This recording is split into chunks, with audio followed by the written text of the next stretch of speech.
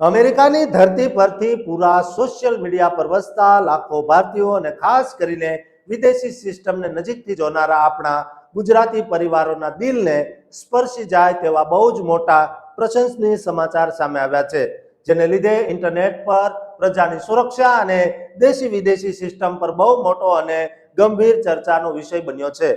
અમેરિકામાં વસતા એક ભારતીય મૂળના યુવાને ત્યાંના ઇમરજન્સી રિસ્પોન્સ તંત્રની પ્રચંડ સ્પીડ અને સુપર ફાસ્ટ કામગીરીથી અંજાઈને એક લાઈવ વિડીયો શૂટ કરીને સોશિયલ મીડિયા પર શેર કર્યો છે, જે વિડીયો સૌપ્રથમ તમે જોઈ લો, પછી તેના પર વાત કરીએ. अमेरिका में आकर देखो, ये एक बुजुर्ग है, इसको चोट लग गई थी भाई, चलते हुए ब्रिगेड की गाड़ी आ गई इसको बचाने के लिए, किसी ने फ़ोन कर दिया तो सेकंड्स में मतलब गाड़ियाँ आई यहाँ पर, ये ग्रीन लाइट हो रखी है, जहाँ पर मैंने रुक कर देखा है, थोड़ा सा जाम लग गया था यहाँ पर, तो मिनट्स के अंदर गाड़ियाँ आई. आप देखेंगे सामने ये बंदा खड़ा है, इसके लिए स्ट्रेचर लगाया इन्होंने, पुलिस की गाड़ी खड़ी है, साथ में एक एम्बुलेंस और साथ વિડીયોમાં સ્પષ્ટ જોઈ શકાય છે કે એક અજાણ્યા વૃદ્ધ રાહદારી રસ્તા પરથી પસાર થઈ રહ્યા હોય છે, ત્યારે અચાનક તેઓ સંતુલન ગુમાવવાના કારણે નીચે પડી જાય છે અને તેમને નાની મોટી શારીરિક ઈજાઓ થાય છે.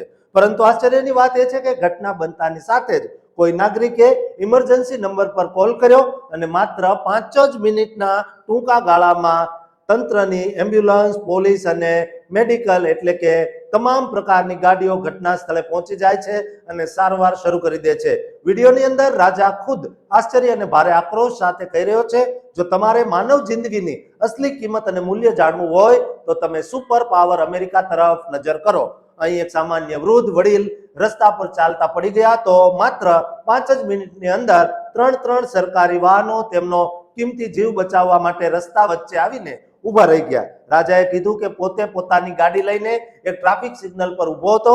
લાઇટ ગ્રીન હોવા છતાં તેની નજર સામે જ આખી ઘટના બની હતી. રસ્તા પર થોડો ટ્રાફિક જામ પણ હતો, તેમ છતાં ઇમરજન્સી વાહનોએ મિનિટોમાં રસ્તો કાપી લીધો અને જોઈ શકાય છે કે ઓફિસરો તે વડીલ પાસે પહોંચી જાય છે. તેમના માટે મેડિકલ સ્ટ્રેચર લાવવામાં આવ્યું છે અને પોલીસથી લઈને ફાયર બ્રિગેડ ખડે પગે ઊભી રહી છે. ત્યારબાદ રાજાએ છેલ્લે એક બહુ મોટો સસ્પેન્સ સવાલ ઉઠાવ્યો કે શું આપણા ભારત દેશની અંદર ક્યારેય આવી કલ્પના પણ થઈ શકે ખરી?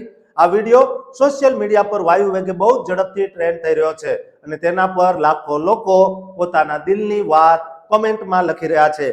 એક યુઝરે સત્તાવાર લખ્યું કે દુનિયાના દરેક દેશમાં ઇમરજન્સી સિસ્ટમ આ જ રીતે સુપરફાસ્ટ કામ કરવી જોઈએ, જ્યારે બીજા યુઝરે ભાવુક થઈને કહ્યું કે કોઈ પણ દેશની સરકાર પોતાની જનતાના જીવને કેટલી કિંમતી માને છે તે મુશ્કેલીના સમયે તંત્રની સ્પીડ પરથી જ ખબર પડી જાય છે.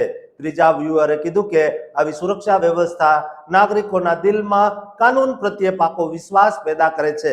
જો કે ગુજરાતીએ લખ્યું કે નડિયાદનું પરિવાર જ્યારે જીવતું ગુંજાયું ત્યારે આ તંત્ર ક્યાં હતું? આ વિવાદમાં સોશિયલ મીડિયા પર ભારતના લોકો પણ કહી રહ્યા છે કે આપણા ઇન્ડિયાના ભીડભાડ વાળા અને ગીચ શહેરોમાં પણ હવે આવી જ કડક અને મજબૂત ઇમરજન્સી વ્યવસ્થા લાવવાની બહુ જ જરૂર છે, કારણ કે આ માત્ર અમેરિકાની વાત નથી, પણ સરકારી ડિસિપ્લિન અને જવાબદારી અને ટ્રાન્સપરન્સીની અસલી ઓળખ છે.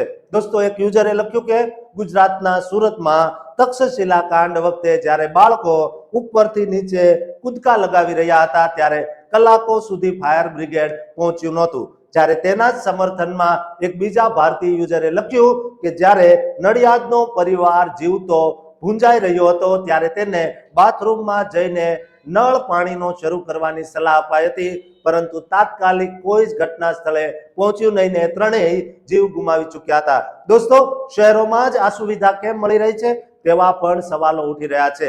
અમેરિકાના અન્ય ગ્રામીણ વિસ્તારોમાં હજુ સુધી કોઈ સુવિધા ન મળતી હોય તેવો પણ કટાક્ષ ઘણા યુઝરો કરી રહ્યા છે.